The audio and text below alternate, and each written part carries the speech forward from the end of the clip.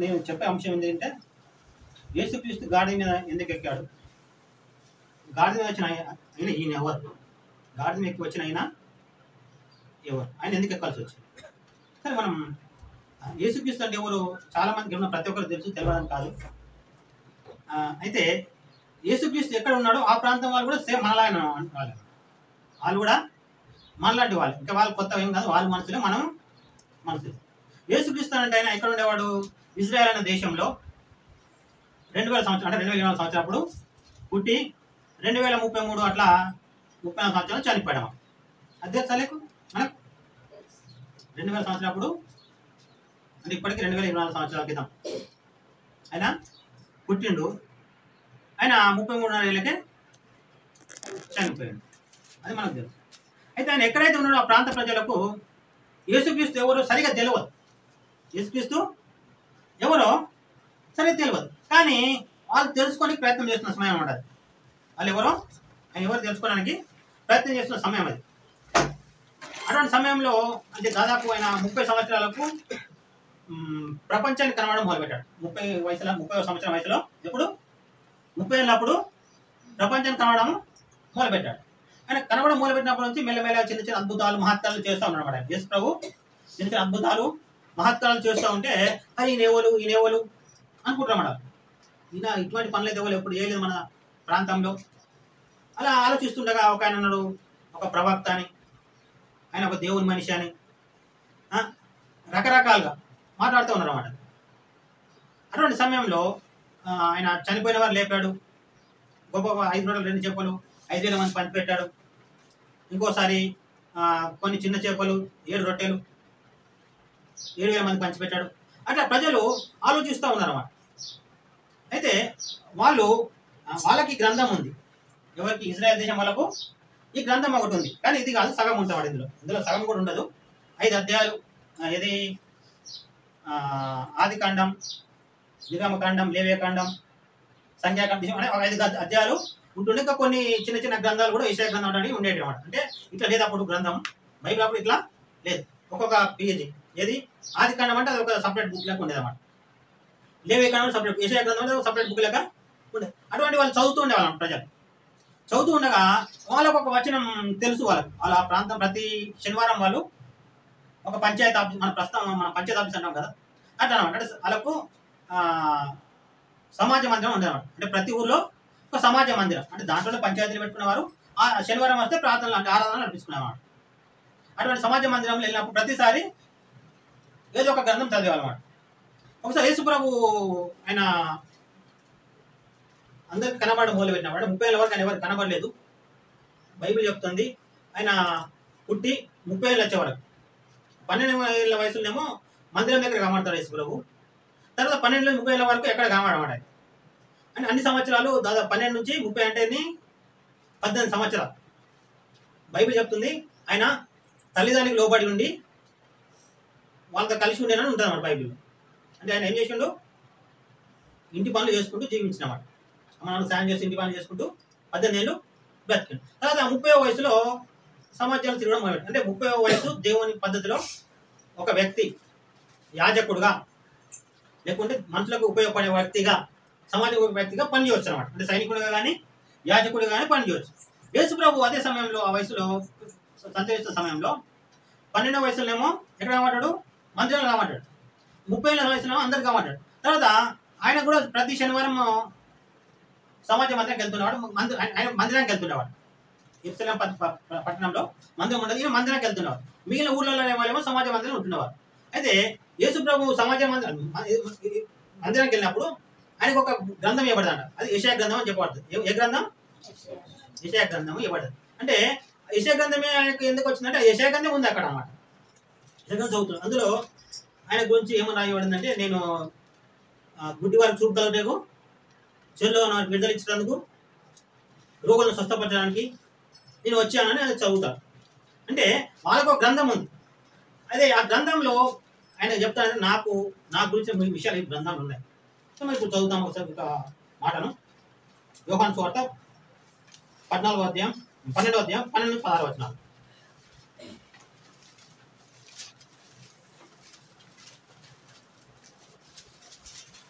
యోహాను సువార్త 12వ అధ్యాయం 12 నుంచి 16.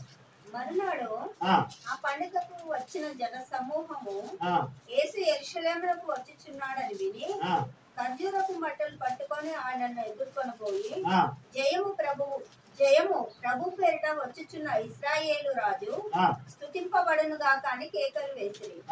సియోను కుమారి భయపడకుము, ఇదిగో నీ రాజు గాడిద పిల్ల మీద ఆసీనుడై వచ్చుచున్నాడు అని వ్రాయబడిన ప్రకారము యేసు ఒక చిన్న గాడిదను కనుకొని దాని మీద కూర్చుండెను. చాలా చూస్తున్నాము 14వ వచనంలో, సియోను కుమారి భయపడకుము, ఇదిగో నీ రాజు గాడిద పిల్ల మీద ఆసీనుడై వచ్చుచున్నాడు అని వ్రాయబడి ఉన్న ప్రకారము. అంటే అంతకుముందే ఆయన గురించి రాయబడినాడు. అంటే సియోను కుమారి నీ రాజు. ఎవరి రాజు? నీ రాజు గాడిద పిల్ల ఎక్కి నీ యొద్దకు వస్తాడు అని రాయబడ్డాడు. అయితే అది చాలా వందల సంవత్సరాల ముందే రాయబడ్డది. అంటే యేసు ప్రభు పుడతాడని దాదాపు 700 సంవత్సరాల ముందు రాయబడ్డది. ఏమని? ఇదిగో కన్యక గర్భవతి అయి కుమారుని కనును అని దాదాపు యేసు ప్రభు పుట్ట మునుపు 700 సంవత్సరాల మునుపు చెప్పబడ్డది. అప్పుడు చెప్పబడిన మాట అది తర్వాత చెప్పబడిన మాట కింద లెక్క పెట్టాలి. అంటే మొదటి మాట కాదు అది. ఆయన ఎప్పుడైతే ఆదాము వలన వాళ్ళు ఇద్దరు ఉండేవారు మనుషులు, అప్పుడే చెప్పబడ్డది దేవుడు మనిషిగా పుడతాడు. ఏమవుతాడు? ఎంతమంది ఉన్నారు చెప్పబడ్డది అన్నమాట? ఇద్దరు ఉన్నప్పుడే దేవుడు మనిషిగా పుడతాడు. అటువంటి మాటలు వీళ్ళకి తెలుసు. ఎవరికి? ఇజ్రాయెల్ ప్రజలకు తెలుసు. ఇజ్రాయెల్ ప్రజలు అంటే ఎవరు చెప్పండి ఒకసారి చూద్దాం. ఒకటి. దాన్ని మించిన మాట యాకోబు అన్నమాట. యాకోబు సంతానం అన్నమాట. అంటే దాన్ని మించిన మాట అంటే అబ్రహాం సంతానం అని అర్థం అంట. అంటే అబ్రహాం అంటే ఆయన దేవుడు సపరేట్గా పిలుచుకున్నాడు. సపరేట్గా అంటే అప్పటికి చాలా మంది జనాభా ఉన్నారు, అందులోంచి అబ్రహాం అంటే ఒక ఆయనను పిలుచుకున్నాడు. ఆయనకు యాకోబు అంటే ఒక సంతానం, అంటే మనమడు. ఆ మన్మని సంతానమే ఇజ్రాయెల్ అంటమాట. అబ్రహాం మన్మని సంతానమైన యాకోబు పిల్లలే ఇజ్రాయెల్. అంటే వాళ్ళ ఒక దేశం, ఒక దేశం. అది సియోను కుమార్ అనేది కూడా ఇజ్రాయెల్ దేశానికి చెందిన ఒక పేరు. ఇజ్రాయెల్ దేశానికి చెందిన ఒక పేరు. ఏం పేరు? సియోను కుమారి. సియోను అని చెప్తున్నాడు. ఏమనంటే ఇక్కడ రాయబడేది ఏమన్నాడ? సియోను కుమారి భయపడకు, ఇదిగో నీ రాజు గాడిద పిల్ల ఆశుండై వచ్చుచున్నాడు అని అంతకుముందు ఎప్పుడు రాసి ఉన్నాడు. ఆ మాట వీళ్ళు ఇక్కడ గుర్తు చేసుకున్నారు అన్నమాట. ఎవరు? యేసు ప్రభు పుట్టినప్పుడు ఉన్న ప్రజలు ఏం గుర్తు చేసుకున్నారు? ఓ మా గ్రంథంలో ఒకసారి రాసి ఉంది. ఆ గ్రంథంలో ఏం రాసి ఉంది? మా రాజు అంటాడు గాడిద మీద ఎక్కి వస్తాడు, భయపడకమని దేవుడు వాక్యం చెప్తున్నాక, ఓ ఈయననే ఈ ప్రాంతంలో తిరుగుతున్న ఈయన, అద్భుతాలు చేస్తున్న ఈయన, మహత్కారాలు చేస్తున్న ఈయన, చనిపోయిన వాళ్ళు చెప్తున్న ఈయననే ఆ గాడిద మీద ఎక్కుతాడు అనుకున్న రాజు ఎవరైతున్నారో. అయితే ఆ ప్రజలు ఎప్పుడైతే యేసు ప్రభు పుట్టినప్పుడు ప్రజలు చాలా ఇబ్బందులు ఉన్నారన్నమాట. ఎటువంటి ఇబ్బంది అంటే ఊరు వాళ్ళదే, పొలం వాళ్ళదే, పండించేది వాళ్ళే, ఎక్కడ తినడానికి లేదా. హల్లెలూయా. అంటే వాళ్ళు వేరే వాళ్ళ కింద, అంటే దాస్యంలో ఉన్నమాట. ఎవరి కింద? వేరే వాళ్ళ దాస్యంలో, రోమిల పాలనలో ఉందన్నమాట. చాలా ఇబ్బంది అన్నమాట. వాళ్ళు పొలం వాళ్ళదే, పంట పండించుకొని ఇంటికి తెచ్చుకోవాలి, తినడానికి లేదు. పర్మిషన్ అంటే తినాలి, పన్ను కట్టి తినాలి. బాబు నాకేం లేదు ఏమైనా పెట్టమంటే కూడా ఛాన్స్ లేదు, కష్టపడే తినాలి. లేకుంటే అంత బాధకర ఇబ్బంది పరిస్థితులు అన్నమాట. అయితే వాళ్ళు మొరపెడుతున్న దేవుడా మాకు సాయం చేయంటే వాళ్ళకి అప్పుడప్పుడు ఈ వచనం చదువుతాం. చదివినప్పుడు ఈ వచనం ఏం చదువుతుంది? నీ రాజు వస్తాడు, భయపడకు. నీ రాజు ఏమైనా మనం పక్కన వచ్చిన చూద్దాం ఒకసారి. సియోను కుమారి భయపడకు, ఇదిగో నీ రాజు గాడిద పిల్ల మీద ఆశీనుడై వచ్చుచున్నాడు. అంటే వాళ్ళు చాలా బాధలు ఉన్నారు. ఎంత బాధలు అంటే వాళ్ళకేమీ హక్కు లేదన్నమాట. ఇల్లు వాళ్ళదే, అన్ని వాళ్ళదే, కానీ ఏ హక్కు అంటే వాళ్ళు బానిసలు బతుకున్న సమయం అన్నమాట. తిన్నవాడ తిన్నా, ఉన్నాడు ఉన్నా అని బ్రతుకు. దేవుడు వచ్చి మనం కాపాడితే తప్ప మా బ్రతుకులు బాగుపడిన స్థితిలో అద్భుతంగా ఒక వ్యక్తి వాళ్ళకి కనబడుతున్నాడు ఎదురుగా. అద్భుతంగా, ఎంత అద్భుతం చెప్పాలంటే 5 రొట్టెలు 12,000 మంది, ఎంతమందికి? 5,000 మందికి వచ్చిన అంత గొప్ప అద్భుతమైన వ్యక్తి అన్నమాట. చచ్చిపోయి 3 రోజులు సమాధి లేపిన వ్యక్తిని కూడా లేపినంత గొప్ప వ్యక్తి అన్నమాట. కనుక మేము అనుకుంటున్నాం, మేము చదువుతున్నాం, సియోను కుమారి భయపడకు, నీ రాజు గాడిలో వస్తున్నాడు. ఈయన ఎందుకు కాడు? ఈయనై ఉంటాడు. నాకు అన్ని ఆధారాలు ఉన్నాయి కనుక అనుకుంటున్న సమయం అన్నమాట. అటువంటి సమయంలో మనం ఇంకో వేరే అధ్యాయంలోకి వెళ్తాం. వేరే పుస్తకంలోకి మార్క్స్ వార్త 11 1 నుంచి 11 వచ్చినారు. 11 1 నుంచి 11 వచ్చినారు.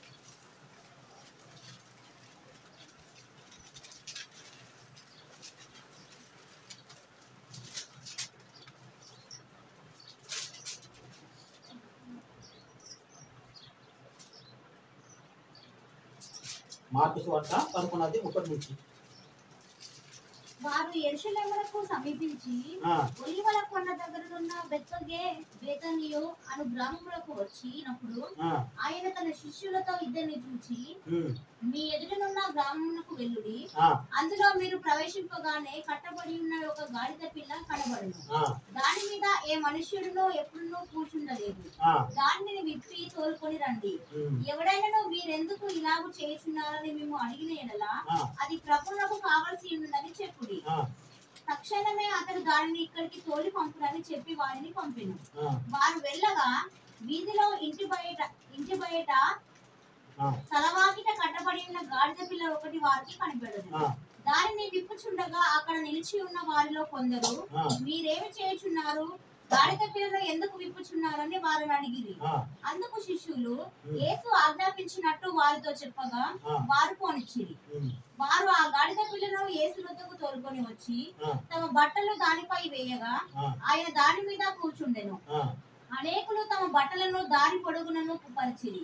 కొందరు తాము పొలములలో నరికిన కొమ్మలను పరిచిరి. మరియు ముందు వెళ్ళుచుండిన వారును వెనుక వచ్చుచుండిన వారును, జయము, ప్రభువు పేరిట వచ్చువాడు స్తుతింపబడును గాక, వచ్చుచున్న మన తండ్రి అయిన దావీదు రాజ్యము స్తుతింపబడును గాక, సర్వోన్నతమైన స్థలములలో జయము అని కేకలు వేయుచుంది. మనం చూస్తున్నాం. అయితే ఆ ప్రజలు మాకు ఒక రాజు వస్తాడు, ఇక ఖచ్చితంగా రాజు వస్తేనే మాకు విడుదల దొరుకుతుంది, లేకుంటే మేము ఇట్లనే చనిపోయేటట్టున్నాం, ఇదే బానిసత్తులు ఉంటాం, మాకు విడుదల దేవుడు ఇస్తాడని ఎదురు చూస్తున్న సమయం ఈ వచనం ప్రతిసారి వాళ్ళు చదివినప్పుడల్లా వాళ్ళకి వచనం గుర్తున్నది అన్నమాట. అయితే ఈ విషయం తెలుసుకున్న యేసు ప్రభు ఊరు దగ్గరికి రాగానే, బేతనీ ఒక ఊరు దగ్గరికి రాగానే ఆయన శిష్యులు ఒక ఇద్దరిని, మీరు పలానా చోటికి వెళ్ళండి, పలానా చోట ఒక గాడిద పిల్ల ఉంది, దాన్ని మీరు ఉక్కరండి అని చెప్పినాం. ఎందుకు అంటే వ్రాయబడి ఉన్నది. మనం ఇంతకుముందు చదువుకున్నాం ఇక్కడ యోహాను సువార్తలో, వ్రాయబడి ఉన్నది, అది నెరవేరాలి. ఈ ప్రజలకు తెలవాలి, నేను వచ్చానని తెలవాలి. మొత్తానికైతే నేను వచ్చానని తెలవాలి. కానీ వారి ఉద్దేశం వేరు, ఈయన ఉద్దేశం వేరు. హల్లెలూయా. దేవుని ఉద్దేశము వేరు, వీళ్ళ ఉద్దేశము వేరు. వీళ్ళ ఉద్దేశం ఏంటి? ప్రస్తుతం ఉన్న బాధలను తప్పించబడితేనే చాలు మనకు. ప్రస్తుతం ఏ బాధలు ఉన్నారు? ఊరు ఇల్లదే, ఇల్లు ఇల్లదే, తిననీకి తింటుంది కానీ తిందామంటే తిననియాలి, ఎప్పుడో చూడకపోతారో తెలియదు. అంత బాధకరం ఇబ్బంది. మనకు రాజు వచ్చి విడిపించి వీళ్ళ ప్రభుత్వం నుంచి వీళ్ళను తోలేసి మనల్ని కాపాడితే చాలనేది వాళ్ళ ఉద్దేశం, అంతే తప్ప అసలు దేవుడు ఎందుకు పుడుతున్నాడో, ఆ వచనం ఎందుకు రాయబడ్డది అది వాళ్ళకు తెలియదు. ఎందుకు ఆ వచనం ఎందుకు రాయబడిందో, నీ రాజు వస్తాడని మాత్రం వాక్యం చెప్తుంది. కానీ ఆ రాజు ప్రస్తుతం ఉన్న బాధలను తప్పిస్తాడా, చనిపోయినకున్న బాధలను తప్పిస్తాడా అనేది వీళ్ళకేమీ తెలియదు. ఈ రాజు ఎవరు తెలుసుకోవాలి మనం. వాళ్ళకి సరిగా తెలియదు, నేను చెప్పాను కదా, వాళ్ళకి సరిగా తెలియదు. ఒక చోట ఒక భక్తుడు అంటే ఏంటంటే, వాళ్ళకి తెలిసి ఉంటే యేసుప్రభు సిలువనే వేతురు అంటామాట. మీకు తెలిసి ఉంటే యేసుప్రభు సిలువనే మీరు వేసేవాళ్ళు కాదు. మీకు తెలియదు కనుక యేసుప్రభు సిలువలో చనిపోయినప్పుడు అది ఎక్కినప్పుడు ఏమన్నాడు, తండ్రి మీరు ఏం చేస్తారో మీరు ఎదుగుతారు కనుక వీరిని, వాళ్ళకి తెలియదు. మీకు తెలుసా లేదా? ప్రస్తుతం ఈ బైబుల్ ఉంది, వాళ్ళకి అప్పుడు చెప్పినా కదా, అన్ని పుస్తకాలు ఒక చోట లేకుండేవి ఇశ్రాయేల్ ప్రజలకు. అది ఒక పుస్తకం, ఇది ఒక పుస్తకం, ఇట్లా పాటల పుస్తకం మన దగ్గర ఒకటి రకం ఎట్లా ఉంటాయో అట్లా ఉండే అన్నమాట. కానీ ఇప్పుడు మనందరి అన్ని పుస్తకాలు కలిపి ఒక రాయబడి ఉన్నాయి. మరి వాళ్ళకు తెలియదని బైబిల్ చెప్తుంది.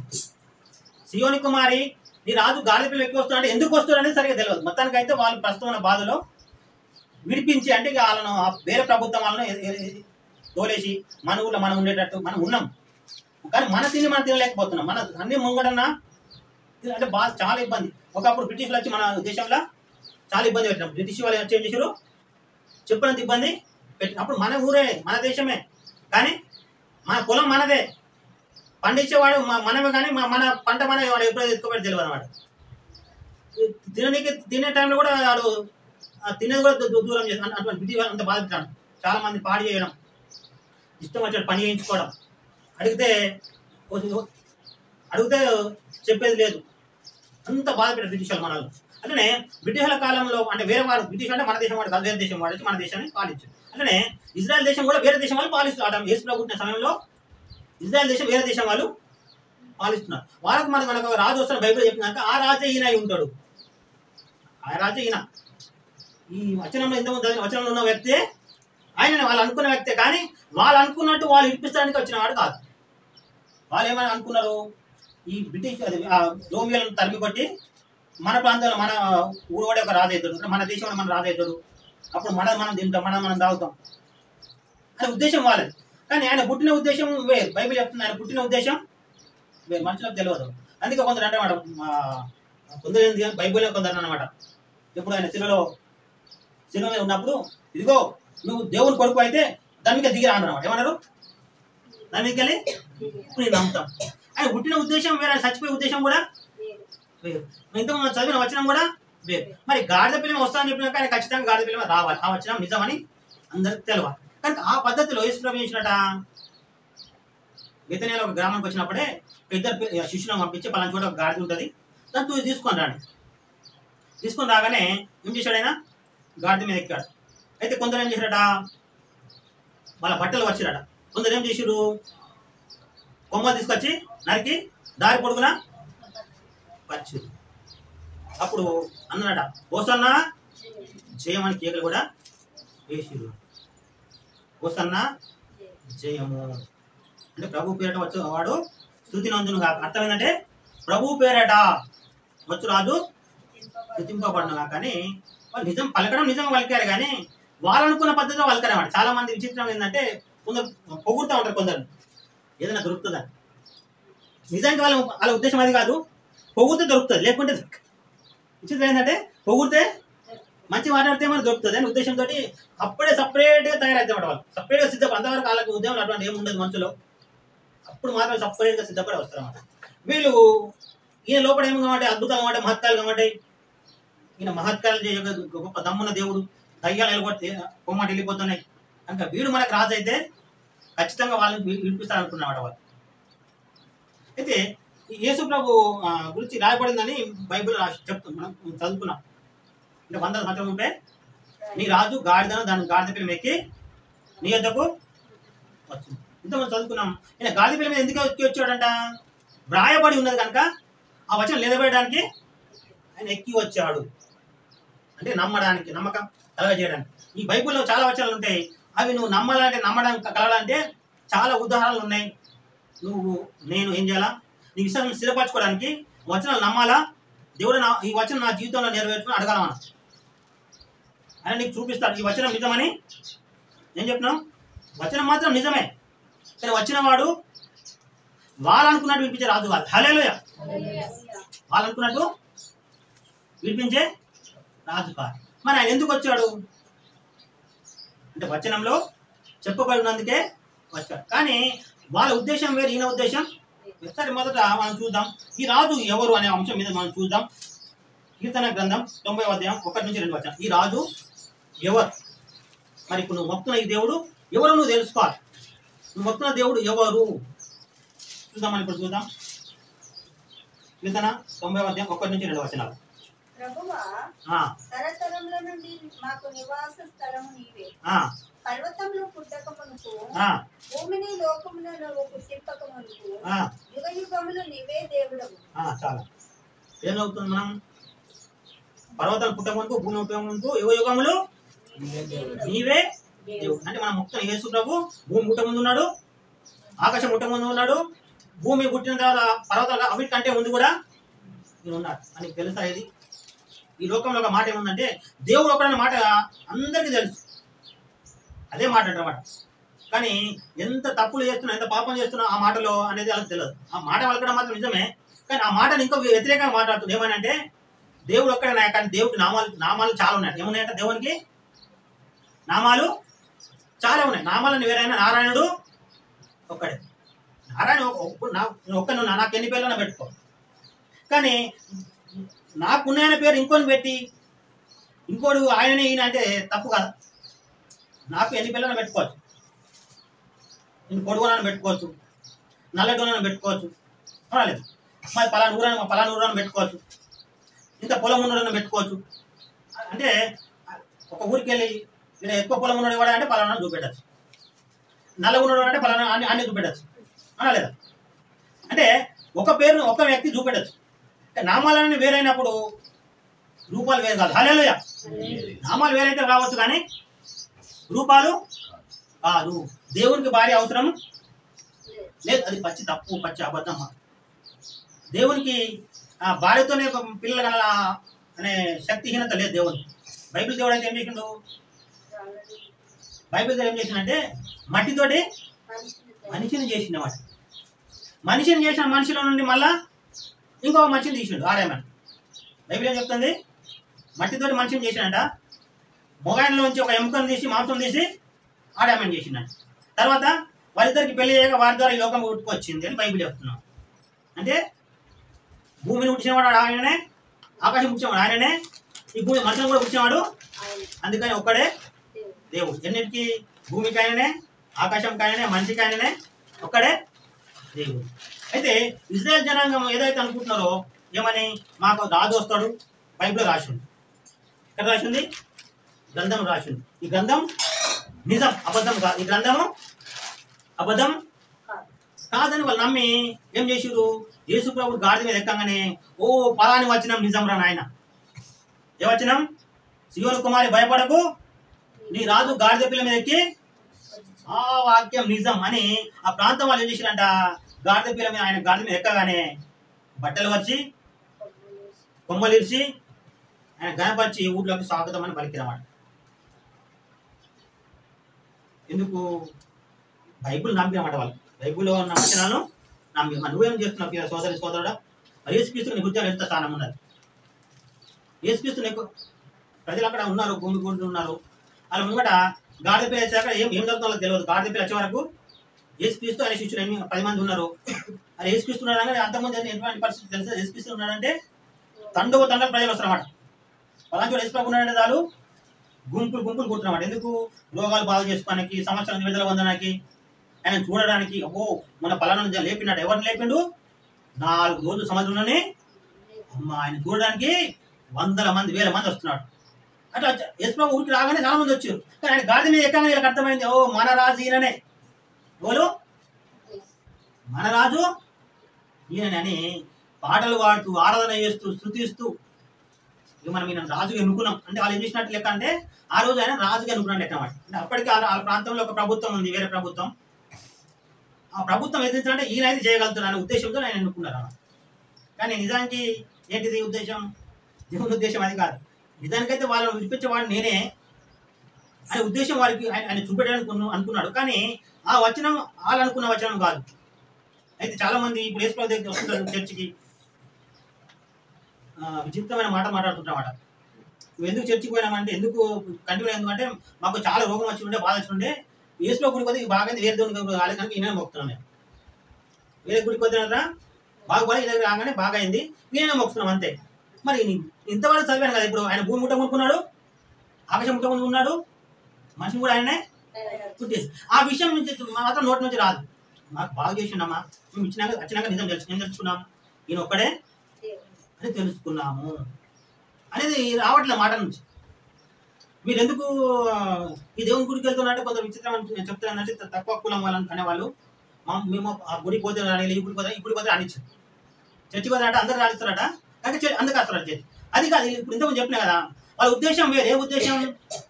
వచనం రాసి ఉంది, మీ రాజు వస్తాడు అని రాసి ఉంది. మీ రాజు వస్తాడని రాసి ఉంది. దేవుడు మొక్కలను రాసి అందరూ అంటారు దేవుడు అక్కడ, మేము ఈ దేవుని మొక్కుతున్నాం అంతే. నాకు ఈ దేవుడు మంచిగా అనిపించింది, ఈ దేవుని మంచిగా అనిపిస్తే మొక్కడం కాదు.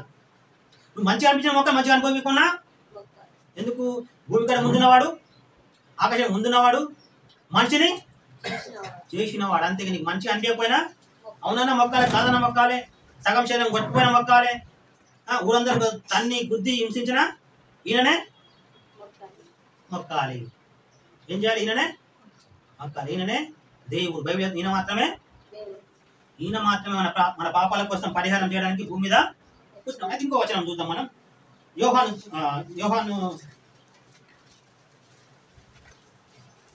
1:1-3 వచనం. ఆదియందు వాక్యము ఉండెను, వాక్యము దేవుని యొద్ద ఉండెను, వాక్యము దేవుడై ఉండెను. ఆయన ఆదియందు దేవుని యొద్ద ఉండెను, సమస్తమును ఆయన మూలముగా కలిగెను, కలిగి ఉన్నది ఏది ఆయన లేకుండా కలగలేదు. హల్లెలూయా, హల్లెలూయా. ఇజ్రాయెల్ జనాంగంకు ప్రస్తుతం యేసు ప్రభు అంటే ఆయన విచిత్రమైన వ్యక్తి అన్నమాట. ఎవరైనా ఇజ్రాయెల్ దేశానికి యేసు ప్రభు అనే వ్యక్తి ఎవరు? ఒక విచిత్రమైన వ్యక్తి. ఎందుకంటే అప్పటికి ఒకటే దేవుడు మొక్కుతారు వాళ్ళు. అప్పటికి యేసుప్రభు అంటే కాకుండా వాళ్ళు ఒక దేవుడు మొక్కుతున్నారు. ఆ దేవుడు ఆకాశం ఉంటాడు వాళ్ళకి తెలుసు. వాళ్ళు ఎక్కడ ఉంటారు, ఆయన ఆకాశంలో ఉంటాడు. కానీ ఈయన కాదు, ఈయన ఆ దేవుడు కాదు. ఏ దేవుడు కాదు? భూమి పట్ల ముందున్నవాడు కాదు, ఆకాశానికి ముందున్నవాడు కాదు, మనం గుట్టించినవాడు కాదు. అంటే యేసుప్రభు ఆ ప్రాంతాల ముందు ఆ గాడిద ఎక్కిపోతున్నాడే. వాళ్ళు అనుకుంటారు ఒక రాజు వస్తాడు, ఆయన మనం ఇప్పిస్తాడు, అంతే తప్ప ఈ రాజు భూమి కంటే ముందున్నవాడు, ఆకాశం ముందున్నవాడు కాదు. ఇక్కడ మనం వచనం చూస్తున్నాం. ఇది యోహాను సువార్తలో కలిగి ఉన్నది ఆయన లేకుండా సమస్తం ఆయన మూలంగా, ఆ దేశం కలిగింది ఆయన మూలంగా, ఆ ప్రజలు ఉన్నారు ఆయన మూలంగా. అది వాళ్ళకి సంబంధం లేదు. మాకొక దేవుడు ఉన్నాడు అనేది వాళ్ళ ఉద్దేశం. మాకంటూ ఈయన కాదు. ఎవరు కాదు? ప్రస్తుతం మా ముంగట ఉండి మాకు గాడిద అవుతుంది కదా, ఆయన కాదు. ఆయన మమ్మల్ని ప్రస్తుత బాధల నుంచి చూపించడానికి వచ్చిన ఒక వ్యక్తి అనుకున్నామాట. ప్రస్తుతం ఉన్న బాధల నుంచి విడిపించిన మాత్రం వచ్చిన వ్యక్తి అనుకుంటున్నమాట. ఇప్పుడు నువ్వేమనుకుంటున్నావు? నీ రోగం నుంచి చూపించిన వ్యక్తి మాత్రమేనా? లేకుంటే నేను పుట్టించటకు నువ్వు ప్రస్తుతం నీ భూమి కూడా ముందున్న సమస్తం ఏదైనా మనకు కనబడేది పుట్టించిన దేవుడు అనుకుంటున్నావా? వాళ్ళ ఉద్దేశం వేరే ఉండడం వల్ల వాళ్ళు ఏం చేసారు తెలుసా? గాడిద మీద తీసుకుపోయారు, వదిలిపెట్టారు. ఆయన వెళ్ళిపోయాడు. ఇక మనకి మేలు జరుగుతుందా? రేపటి నుంచి ఏదో యుద్ధం చేస్తాడో, మాయ చేస్తాడో, మంత్రం చేస్తాడో. ఈ ప్రస్తుతం మన బాధలు అంటే మన ప్రాంతంలో వేరే వాళ్ళు మనల్ని వెళ్తురు కదా, వాళ్ళని ఎలగొడతారు అనుకున్నారు. వాళ్ళను ఎలగొడతారా నాయన అనుకున్నారు వాళ్ళు. ఆయన సపోర్ట్ చేయలేదు. ఇక గాడిద మీద ఎక్కిపోయాడు. ఈ వచనం చూసిరు, వచనం నమ్మిరు. మనకు దేవుడు దయ చూపి మనకు ఒక రాజును పంపిండ్రా అనుకున్నారు. మనం రాజుకి ఎన్నుకున్నాం కదా, రేపటి నుంచి ఆయన కార్యం చేస్తాం అనుకున్నాం. సరే, ఇంకొక వచనం చూసి మనం ముందుకెళ్దాం. అపోస్తలుల 7:48 వచనం.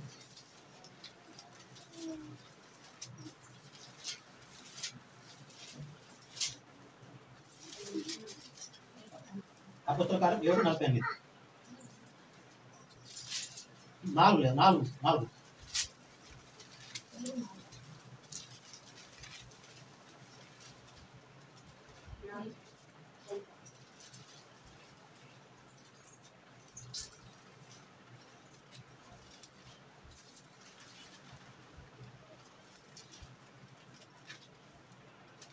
ఇక్కడ లేదంటున్నా. సరే, అక్కడ ఏం రాసింది అంటే, ఆకాశం నా సింహాసనము, భూమి నా పాదపీఠము. దేవుడు చెప్తానమాట, ఆకాశము నా సింహాసనం, భూమి అంటే ప్రస్తుతం వాళ్ళ ఎదుట గాడిద వెళ్తున్న వ్యక్తి ఎవరు? ఈ రాజు ఎవరు? మేము ఇప్పుడు ప్రస్తుతం మేము రాజు ఈయన ఎవరంటే ఆకాశంలో కూర్చుంటాడంట. ఆయన భూమి మీద కాలు పెట్టుకుంటాడు. అంత గొప్ప వ్యక్తి, అంత గొప్ప వ్యక్తి మనిషిగా మారాడు. ఎంత మారాడు? మనిషి భూమి మీద కొలిస్తే జానాడు. భూమికి ఏమంటారు? భూమికి జానాడు లేడన్నమాట. ఎంత లేడు? భూమికి జానాడు లేడు. అంత మనిషిగా మారిపోయాడు. అంటే నిజమైన అంత గొప్ప వ్యక్తి ఎవరైనా భూమి పుట్టినవాడు, భూమికి ముందున్నవాడు, ఆమె ముందున్నవాడు, అన్నింటినీ గుర్తించినవాడు. ఎంత పెద్దవాడు అంటే ఆయన చెప్పండి, ఎంత పెద్దవాడు చెప్పండి?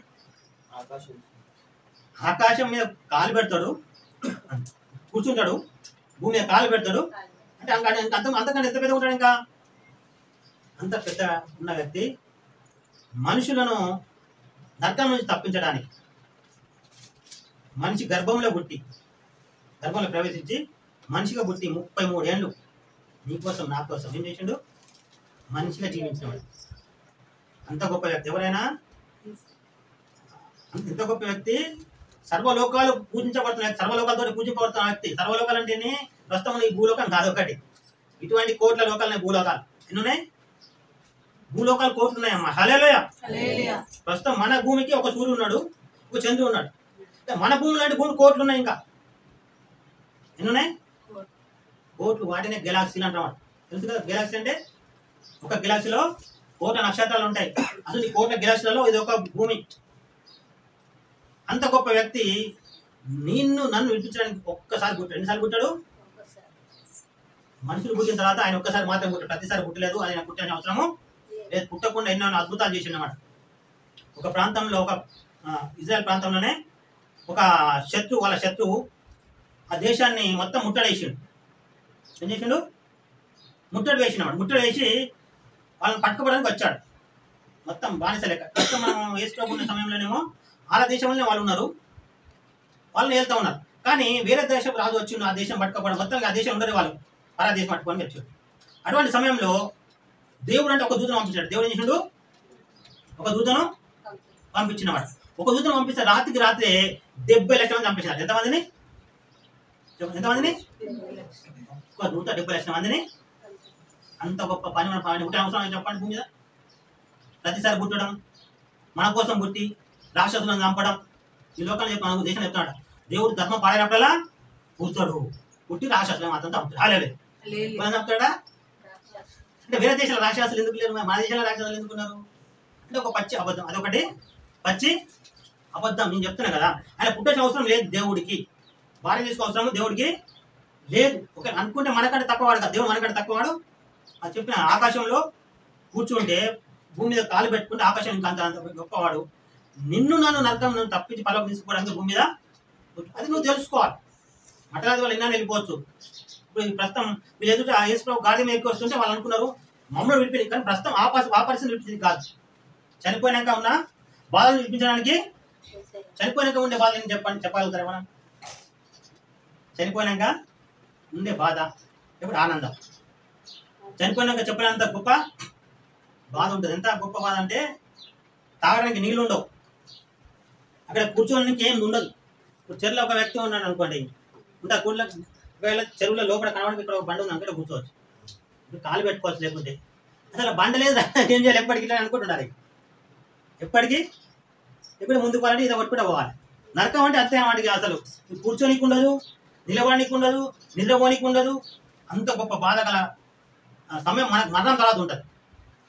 దానిని తప్పించడానికి అంత గొప్ప వ్యక్తి మనిషిగా పుట్టాల్సి వచ్చింది. ఇంత గొప్ప వ్యక్తి, ఎన్నో లోకాల నుంచి పూజించబడుతున్న వ్యక్తి, అన్ని లోకాల వ్యక్తులు ఈయననే మా దేవుడు, ఈయనే మా సర్వం, ఈయన అన్ని చేయగల దమ్మున దేవుడు అనుకుంటున్న ఆ వ్యక్తి మన కోసం మాత్రమే పుట్టాల్సి వచ్చింది. మన నరకం పోతున్న మనం తప్పించడానికి మాత్రమే. అంతేగాని ఆ ఉద్దేశం యేసుప్రభు మొక్కాలి. కానీ నేను యేసుప్రభు మొక్కితే నాకు ఆస్తి ఇస్తాడు, పాస్తి ఇస్తాడు, మంచి భర్తను ఇస్తాడు, భార్యను ఇస్తాడు, పిల్లల్ని ఇస్తాడు, హల్లెలూయా అన్ని ఇస్తాడు. ఇవ్వకపోతే ఆయన మొక్కాలి అనాలి. చాలా మంది చేస్తారు, ఇవ్వకపోతే ఆయన మొక్కాలని చెప్పండి. ఇంకా వేరే దేవుడు లేరా? అలా మొక్తా పలానా మా పక్కింటి మొక్కుతారు, ఎదుటి మొక్కుతున్నారు, మంచిగా అనిపిస్తుంది. నేను ఈ దేవుని దగ్గర ఎందుకు ఉండాలి కదా? ఇప్పుడు ప్రస్తుతం ఈ ఇజ్రాయెల్ ప్రజలు ఏం చేశారంటే గాడిద మీద తీసుకుపోయారు, దేవుని చూపిద్దాం అనుకున్నారు, కాలేదు. కాకపోతే శుక్రవారం తీసుకుపోయి సెలవు వేసారు. అంటే వాళ్ళు అనుకున్నది కాలేదు కనుక సెలవు వేసారు. అట్లా నువ్వు కూడా చాలా మంది మీరు అనుకున్నది మొక్క జరగకపోతే కొంచెం చాలా విత్తన కోరికలు ఎవరు పోతారు. నీకు కోడిని కోస్తా, గొర్రెను కోస్తా, మేకను కోస్తా, అనుకున్నది పండుగ చేస్తా, నాకు మంచిగా అయితే కోస్తారు, లేకపోతే వాళ్ళు పోయారు యేసుప్రభుని కోస్తారు అనమాట. అంటే కోర్చాలు వెళ్ళిపోను నువ్వు పడి మాకు ఎంత విచిత్రం అనమాట. అటువంటి స్థితి ఉండకూడదని ప్రస్తుతం మట్టాదిగా మనం ఇద్దరం జ్ఞాపకం చేసుకుంటున్నాం. అయితే ఆయన గాడిద మీద ఎందుకు ఎక్కాడు? గాడిద మీద రాయబడింది కానీ ఎక్కడం కాదు. ఆ సమయంలో గాడిదనే గొప్పదన్నమాట. హల్లెలూయా. ప్రస్తుతం మన ప్రాంతంలో కారు ఎంత గొప్పదో, ఆ సమయంలో ఆ దినాల్లో గాడిద ఉన్నోడు గొప్పోడు అనమాట. గాడిద ఉన్నాడు గొప్పోడు, వానంత మన ధనవంతుడు లేనమాట. గాడిద లేని వాళ్ళ ఇంట్లో అంటే చాలా బీదవాడు అనమాట. గాడిదని అప్పుడు ఆ సమయంలో ఘనమైనది, రాజులు ఎక్కేది అనమాట. రాజులు ఎక్కేది అనమాట. అతను ఎక్కినట్టే ఖచ్చితంగా రాజు అయి ఉంటాడు, లేకపోతే గొప్పోడై ఉంటాడు, ఉన్నోడై ఉంటాడు.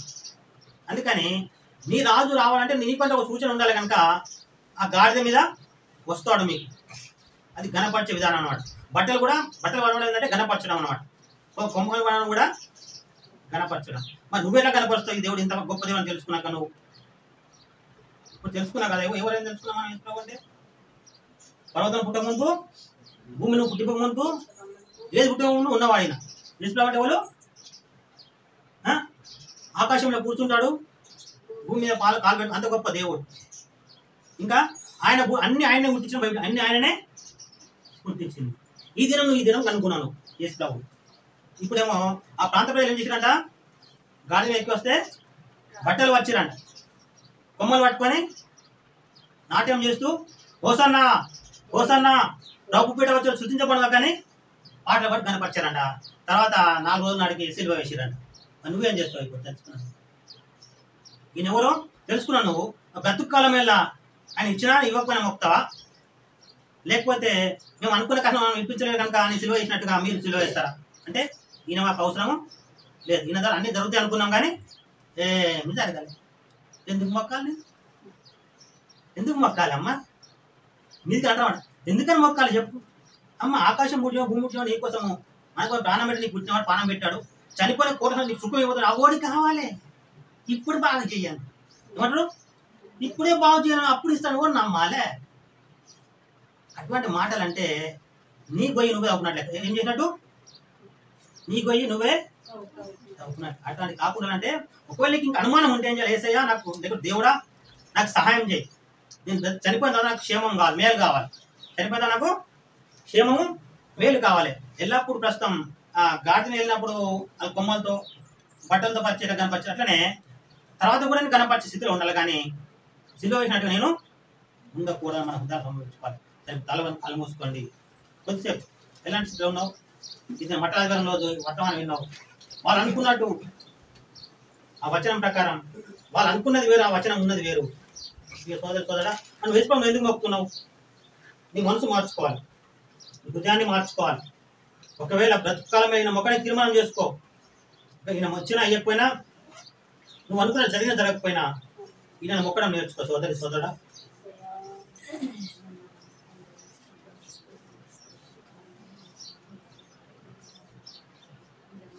ప్రభా యేసయ్య దయ చూపమని కోరుతున్నాం. ఇంకా మా హృదయాలు సరిదిద్దుకు తెచ్చే ఈ మట్ల ఆదివారం దినం ప్రభా, మట్టలతో ఆయన నిన్ను గణపరిచారు, తర్వాత సిలువ వేశారు ప్రభా. అట్లా ప్రస్తుతం ఎవరైనా ఉదయం ఇంకా భవిష్యత్తులో నేను కాదని మరలా ఇంకా లోకంలో కలిసిపోయి ఇంకా నేను ఇంకా సరైన నమ్మకం లేని బిడ్డలు ఉంటే ప్రభావ వారికి సరైన నమ్మకం కలగజేయం కోరుతున్నాం. దాని విశ్వాసం కలగచ్చి ఆయన మట్టలతో వారిని గణపరిచి ఓసన్న జీవనం పలికిన వారే తర్వాత సిలువ వేసినట్టు మేము నాయన ఉన్నాం.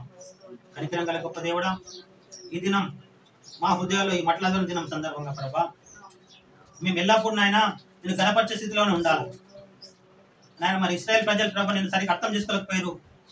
వారికి ఉన్న ప్రస్తుతం ఉన్న బాధలు వారు పిలుస్తామని అనుకునే రాజుగా నేను ఎన్నుకున్నారు, కానీ ప్రభా భవిష్యత్తులో మతంతో ఉండే బాధలు చూపిస్తానని రాజుగా నేను గణపరచలేకపోయారు. మేమైతే ప్రభా ప్రతికాలం వెళ్ళా మా మరణం తర్వాత ఉండే జీవితం కోసం మా జీవితం పనంగా పెట్టి కృపను తెచ్చి కోరుతున్నాం. ఈ వాక్యం ప్రతి ఒక్క బిడ్డ దీవెనకరం చేయమని చేసిన పరిస్థితున్నాం తండ్రి. ఆమేన్. ఇంతవరకు ఓపికతో విన్నందుకు మీకు అందరికీ కృతజ్ఞతలండి. ఇంతవరకు నా ఛానల్ సబ్స్క్రైబ్ చేసుకోకపోతే దయచేసి సబ్స్క్రైబ్ చేసుకోండి, లైక్ చేయండి, షేర్ చేయండి. ఇంకా లేటెస్ట్ వీడియోల కోసం బెల్ ఐకాన్ మీద క్లిక్ చేయండి.